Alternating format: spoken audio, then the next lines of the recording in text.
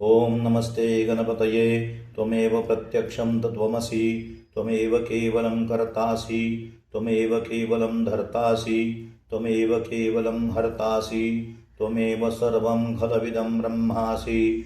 त्वं साक्षादात्मासि नित्यं। ऋतं वच मे, सत्यं वच मे, अवत्वं माम् अववक्तारम्, अवश्रोतारम्, अवदातारम्, अवधातारम्, अवानोचानमवशिष्यम्, अवपश्चात्तात्, अवपुरस्तात्, अवोत्तरातात्, अवदक्षिणात्तात्, अवचोर्ध्वातात्, अवाद्धरातात्। सर्वतो मां पाहि पाहि समन्तात्। त्वं वाङ्मयस्त्वं चिन्मयः, त्वम् आनन्दमयस्त्वं ब्रह्ममयः, त्वं सच्चिदानन्दाद्वितीयोऽसि, त्वं प्रत्यक्षं ब्रह्मासि, त्वं ज्ञानमयो विज्ञानमयोऽसि।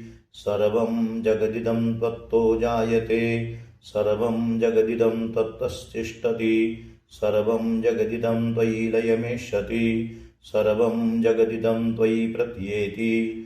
त्वं भूमिरापो नलो निलो नभः, त्वं चत्वारि वाक्पदानि, त्वं गुणत्रयातीतः, त्वं देहत्रयातीतः, त्वं कालत्रयातीतः, त्वम् अवस्थात्रयातीतः, त्वं मूलाधारस्थितोऽसि नित्यं, त्वं शक्तित्रयात्मकः।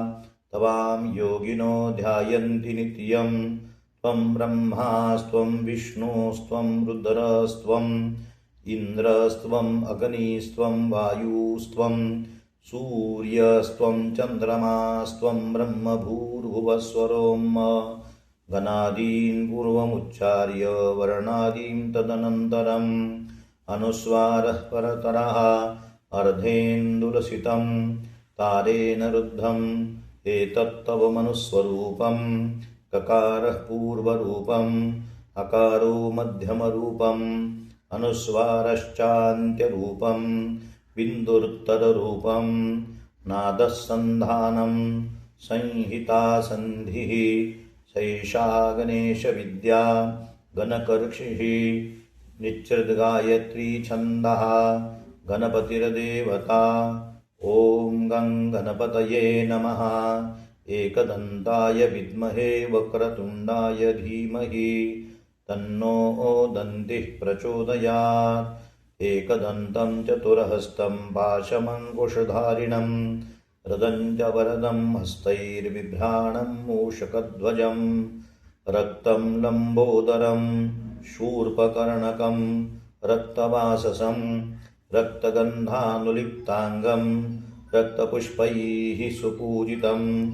भक्तानुकम्पिनं देवं जगत्कारणम् अच्युतम्। आविर्भूतं च सृष्टाद्यो प्रकृतेः पुरुषात् परम्। एवं ध्यायति यो नित्यं स योगी योगिनां वरः।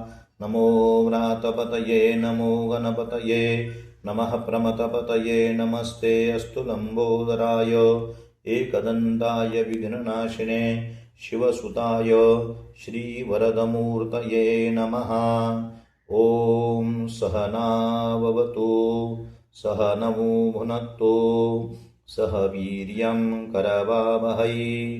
तेजस्विनावधीतमस्तु मा विद्विषावहै। ॐ शान्ति शान्ति शान्तिः।